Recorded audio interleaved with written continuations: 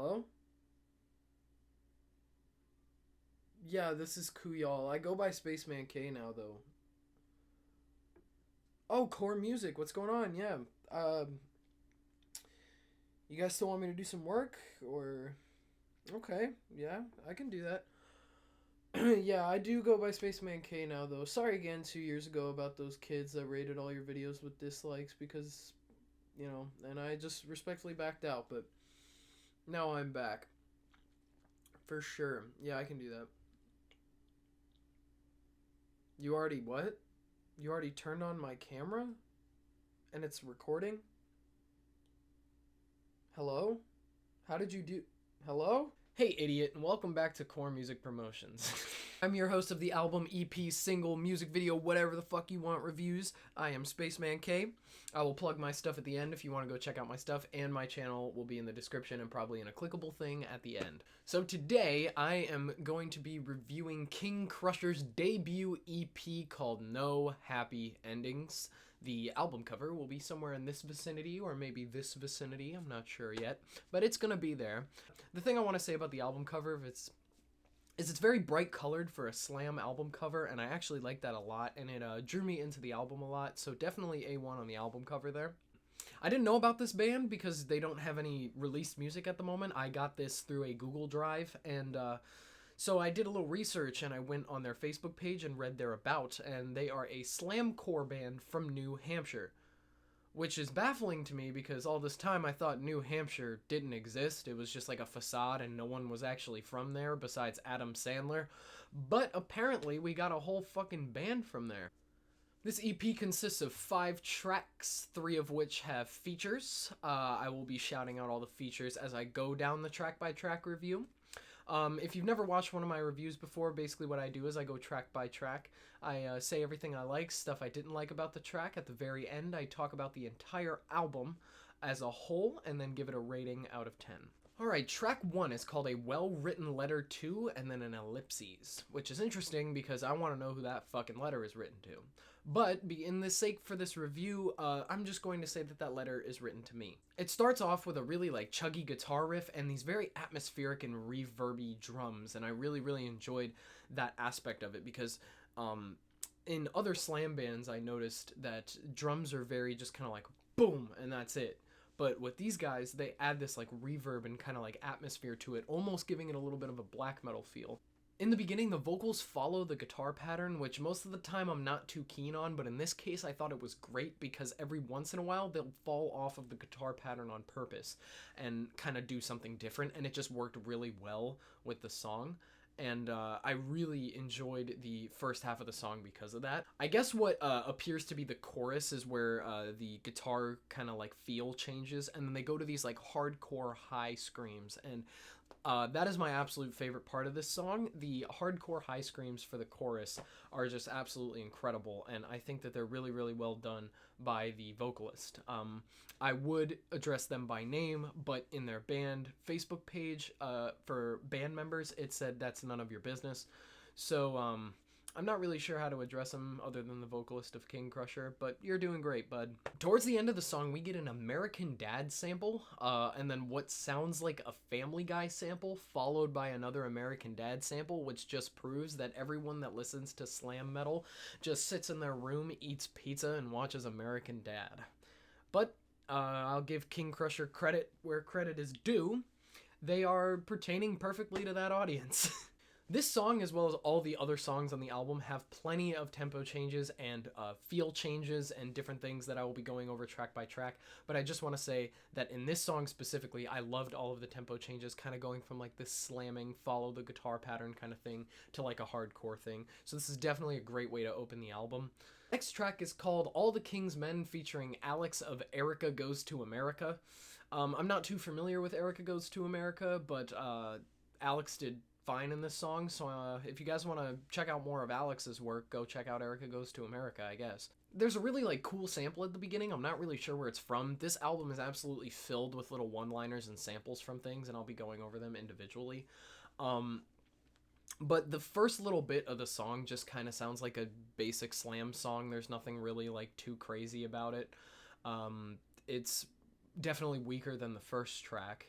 But then it leads into a different sample and then hits this really cool breakdown, and I am a sucker for breakdowns, which is why I like bands such as Lorna Shore.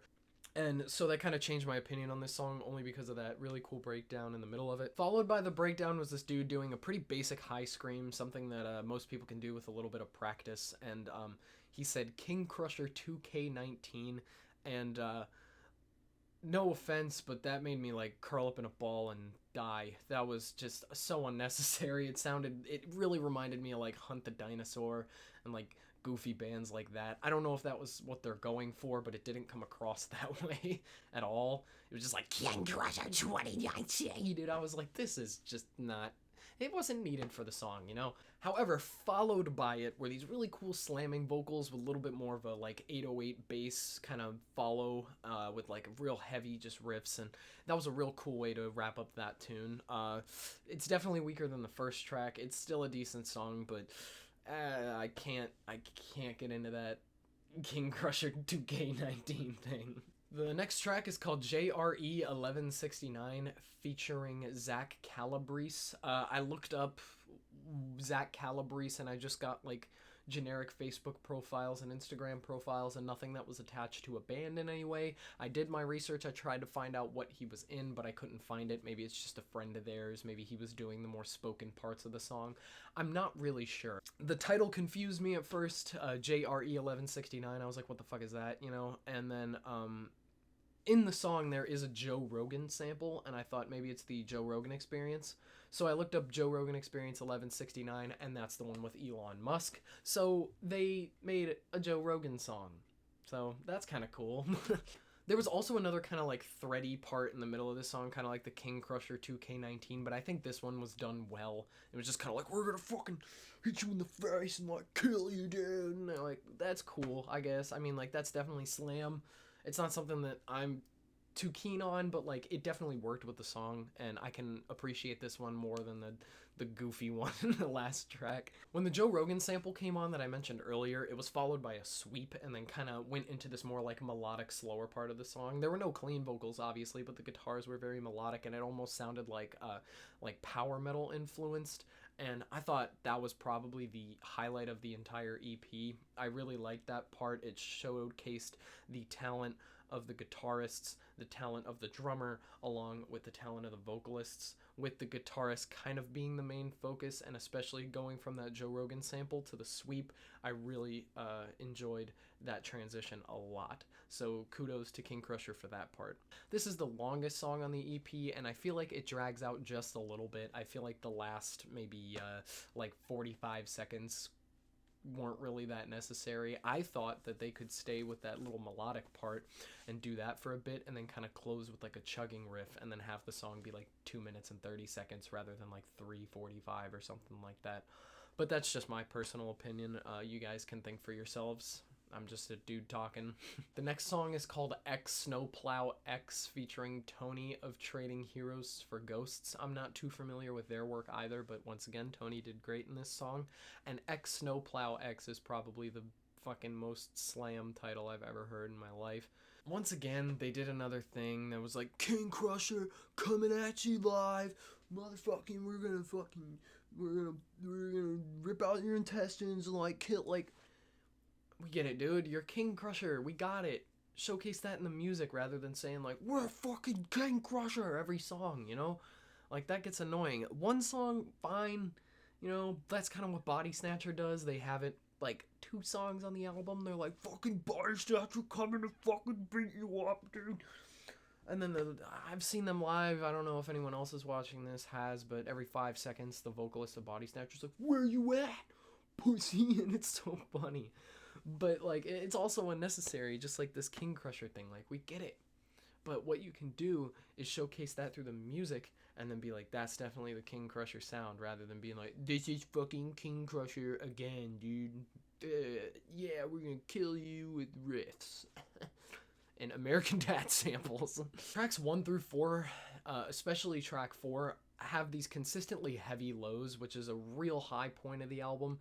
The vocalist of Kingcrusher, who we're gonna call Nunya because his last name is Business, he has these really just like brutal highs that work or lows, I'm sorry, that work really, really well for this like slam kind of feel.